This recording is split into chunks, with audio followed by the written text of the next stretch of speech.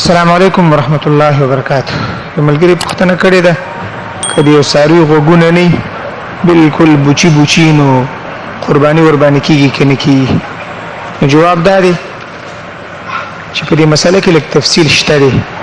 که یو ساروی د سیوی چې خلقتن یعنی پیدایشي لحاظ سره بالکل غوګونه نه لري هغه ته سکا ویل کیږي په عربی کې. نو هغه باره کې فقهای کرام تصریح کړی دا چې لا تجوز هغه باندې قربانی نه کیږي. زمونږ د فقه حنفی مشهور کتاب الهدایه شرح البدایه سلورم جلد 360 نمبر صفحه کې وایي والسکاء وهي التي لا اذن لها خلقه لا تجوز. په دې باندې قربانی جایز نه ده. یو د سې چې نو غوږ خووي خو لیکن د غوږ اکثره حصے نه وي نو به مور باندې نه کیږي.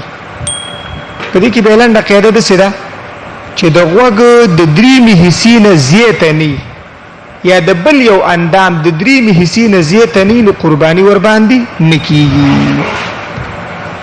البته کدریمه حصہ نه وا د بنا په مفتابه قول خیر دی کیږي ور باندې د دریمې حصے نه کم نه وانه په طریق الاولا ور باندې کیږي. دا پکې مفتابه او راجح قول دی. فتاوا شامی په 5م جلد 200 نمبر صفحه باندې دا خبره ذکر کړې ده. هم دې ته مفتابه ویلي دي. او یو د خکر مسله ده. نو د خکر مسله به جدا ده. خکر چې چندان اعتبار نشته دی. نو دې وجنه هغه ساروی چې هغه خکر بالکل نه لري عربي کې هغه ته جمع ویل کیږي. فقهاء لیکلي دي چې ويجوز ان يضحي بالجمع تقریبا قرباني بالکل جایز. البته یو هغه صورت چې خکر د سیبیخ کې پریشي چې مغزي ښکاری مغزو ته نقصان رسیدلی نو به قرباني نه کیږي.